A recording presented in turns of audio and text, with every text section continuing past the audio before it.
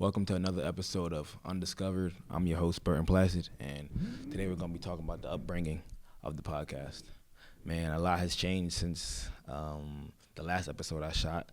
I was still at Tennessee Tech, currently at Merrimack College. I ended up transferring. Last time y'all saw me, I had dreads. I cut my hair. But yeah, let's just dive right into it. So, the reason I started the Undiscovered podcast is I was in a class at Tennessee Tech, and we had to create our own podcast.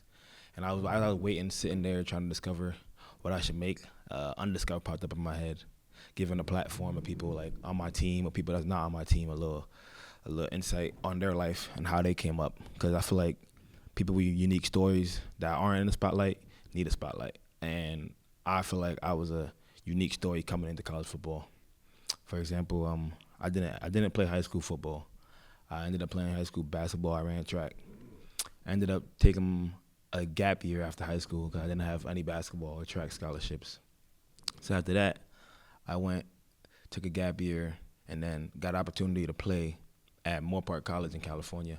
It was a community college, the JUCO route. That's very different, but I betted on myself, got out there, played football, played basketball. Wasn't that good my freshman year at football.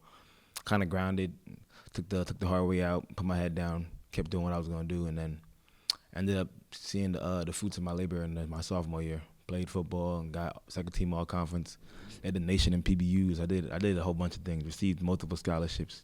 Ended up playing basketball too. I liked it. The team I was on, the basketball team at JUCO, he was like number 5 in the state. So that was kind of like a nice little time over there. Ended up stopping playing basketball and ended up taking the full-time football route. But so like me, I felt like I had a unique story, and then I was in class just thinking undiscovered. And then I was like, that's it, undiscovered is it. And then spoke to my professor about it. He was like, he likes it. He likes the idea. Had a couple guests on at Tennessee Tech, like my dog Tim Kuchers, J-Mo, Tim, Laz, like a couple guys over there. Planning to have a couple more of those guys over there. I'm still in touch with them. A couple of the Merrimack guys over there too, and just giving people like the spotlight, man. Just like talk about your unique story. I feel like me coming up was just unique all about it. Like I feel like it's a unicorn story. So right now I'm just giving y'all a little introduction about it. 'Cause I never got to give y'all that introduction. I dived right into giving people episodes and giving people the spotlight. So this episode right here is just a breakdown of it and how I started and how I'm gonna continue to start. I'm hoping to bring you guys more episodes, more guests, and definitely more ideas. Hopefully I can do some nice things with this and then keep it going. Right now I'm playing at Merrimack. I got one more year left.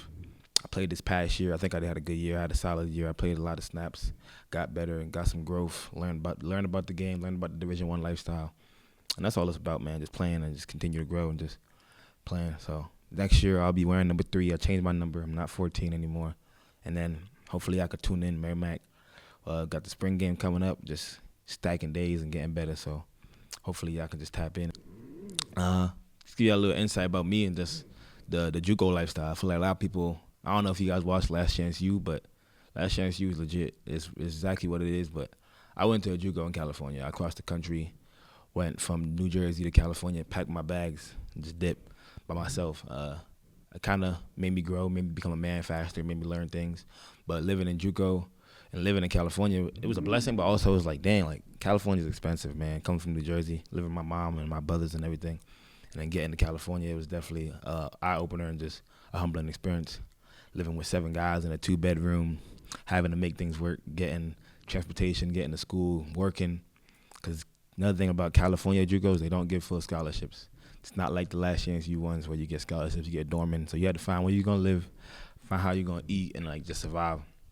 And I feel like I made some long life friends over there, and then made some great experiences over there, just being over there 2 years and just being over there and just growing.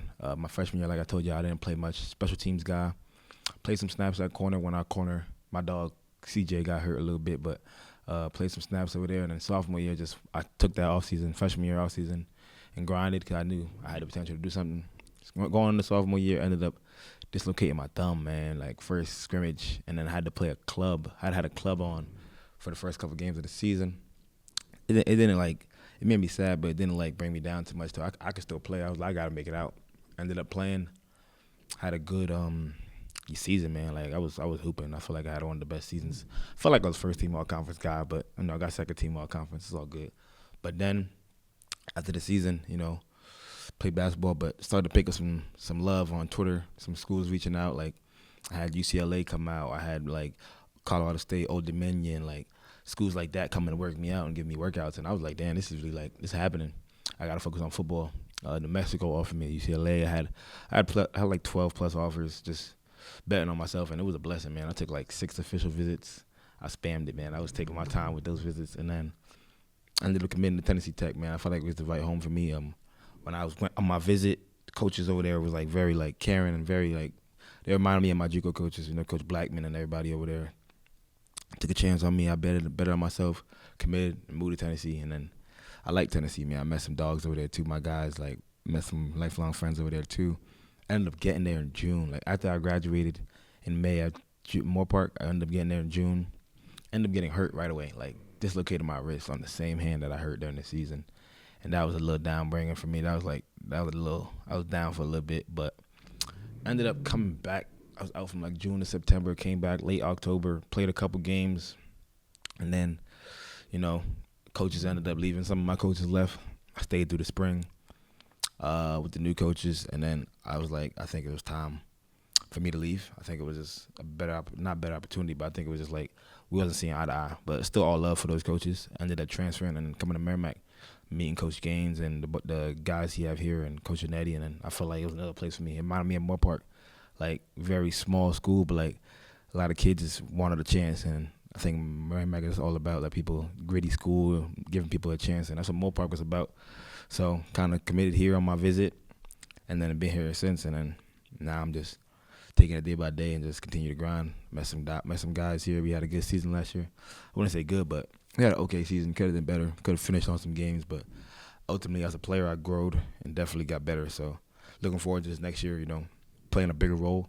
I was more of a rotational guy last season, but I'm the guy now, I feel like. So I just got to step up and make some plays this year and then be a leader of the defense and then be a leader of the team and just in general and just continue to take my and hopefully get a chance at the league. So that's my ultimate goal, to see if I can make something happen over there. So after this season, I'll be training for that, and then hopefully this season goes as planned. So yeah, the interviews on this podcast, Undiscovered, is gonna be a couple athletes, couple non-athletes, just giving their unique upbringing and unique stories about how they overcame obstacles and just had some nice little adversity in life, but they overcame it.